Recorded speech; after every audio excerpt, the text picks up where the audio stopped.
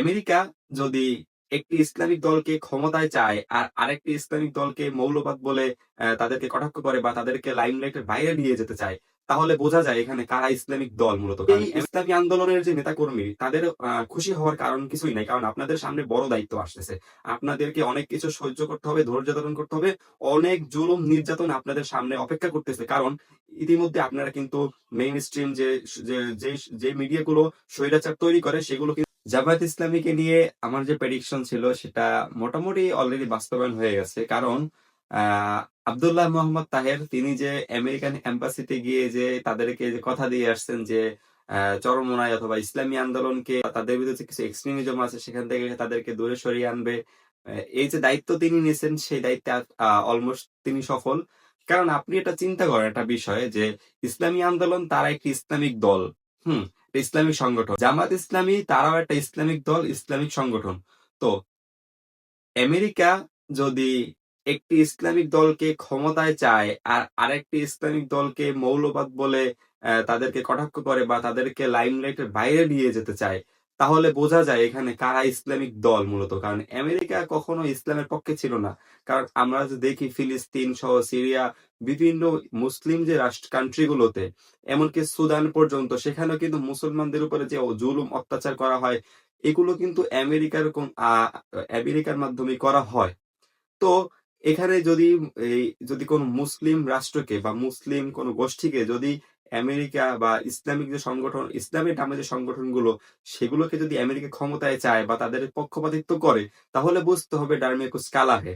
কারণ আমরা দেখতেছি সৌদি আরবে সেখানেও কিন্তু ওই আমেরিকান আধিপত্য বহুত পরিমাণ আগের তুলনায় বেড়ে গেছে, যার কারণে ওইখানে রাজনৈতিক অবস্থা বা ওইখানের জনগণের ভিতরে কিন্তু অস্বস্তি।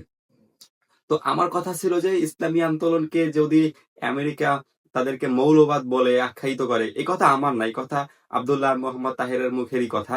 আবার সেই আমেরিকা যদি জামাত ইসলামকে ক্ষমতায় দেখতে চায়, তাহলে এখানে ভিতরে তো কিছু না কিছু হয়েছে নেগোসিয়েশন। তো এখানে দেখেন ইসলামী আন্দোলনকে যখন তারা এই 11 দলীয় জোট বা 10 দলীয় জোটের মধ্যে যখন বা তারা ছিল একই সাথে, তখন কিন্তু আম, তাদের কিছু মিডিয়া কিন্তু সবসময় যখন তাদেরকে কভারেজ দিত। কিন্তু যখন তারা এখান থেকে চলে আসলো তখন কিন্তু মিডিয়া কভারেজ সম্পূর্ণ কিছুটা হলেও কমাই দিছে।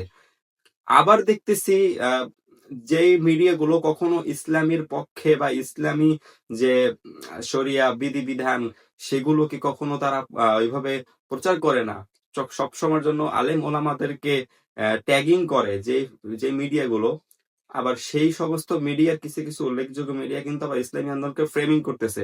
সেটার কারণ কিন্তু আবার আরেকটা কারণ কি, সেখানে ইসলামী আন্দোলন যে বর্তমান তার যে স্লোগানে আগাচ্ছে যে শরিয়াহ আইন প্রতিষ্ঠিত করবে, কাজেই ইসলামী আন্দোলনের যে নেতাকর্মী তাদের খুশি হওয়ার কারণ কিছুই নাই। কারণ আপনাদের সামনে বড় দায়িত্ব আসতেছে, আপনাদেরকে অনেক কিছু সহ্য করতে হবে, ধৈর্য ধারণ করতে হবে, অনেক জুলুম নির্যাতন আপনাদের সামনে অপেক্ষা করতেছে। কারণ ইতিমধ্যে আপনারা কিন্তু মেইন স্ট্রিম যে যে যে মিডিয়াগুলো স্বৈরাচার তৈরি করে সেগুলো কিন্তু আপনাদেরকে ফ্রেমিং করতেছে, সেগুলো কিন্তু আপনাদেরকে ভালোভাবে অবজার্ভ করতেছে। কাজে আপনাদেরকেও সতর্ক থাকা উচিত, খুবই সাবধানে পা ফেলানো উচিত। আরেকটি কথা আমি বলি যে আমরা সব সময় গণমাধ্যম কি বলে, আমরা সব সময় বিচার বিভাগ স্বাধীন চাই, আইন বিভাগ স্বাধীন চাই, এই এই স্লোগানে আমরা সবসময় রাজপথ কাঁপাই, বিভিন্ন সভা সমাবেশগুলো কাঁপাই থাকি, কিন্তু আমরা কখনো আহ গণমাধ্যম স্বাধীন চাই এই ব্যাপারগুলো আমরা কখনো দেখি না। কারণ রাজনীতি এমন একটা সিন্ডিকেট যে এই সিন্ডিকেটটাকে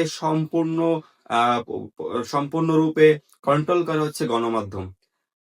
এখানে বিকাশিত যে রাজনৈতিক দল, মানে আপনি দেখেন শাহবাগী বলেন বা বিভিন্ন যে সমস্ত অঙ্গ সংগঠনগুলো বলেন যারা শাহবাগকে ধারণ করে, বা বিভিন্ন আহ, দেশের বাহিরের যে এজেন্সি গুলো যারা এই বাংলাদেশে প্রমোট করতে চায়, তারা একজন দুইজনের দল যে পরিমাণ মেইন স্ট্রিমে সারা মানে জায়গা পায়, পক্ষান্তরে যদি কোনটা ইসলামিক দল বা বিকাশিত একটা দল বা ওইরকম যে একটা সংগঠন যারা স্বচ্ছ পরিষ্কার একটা দল কিন্তু মেইন স্ট্রিমে জায়গা পায় না, কারণ সমস্ত মেইন স্ট্রিম মিডিয়াগুলো কারো না কারোর দখলে।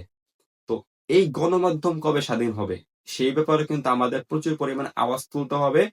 তো আজকের যে মূল আমার যে ভিডিওর কথা সেটা হচ্ছে, যে আমেরিকা ইসলামী আন্দোলনকে মৌলবাদ বলে আখ্যায়িত করে এবং সেটার থেকে দূরে সরাই আনার দায়িত্ব নেয় ডক্টর আব্দুল্লাহ মোহাম্মদ তাহের, সেই আমেরিকায় যদি একটা ইসলামী নামধারী দল জামায়াতকে ক্ষমতায় বসাতে চায়, তাহলে বুঝতে হবে এখানে ভিতরে অনেক কিন্তু লুকিয়ে আছে।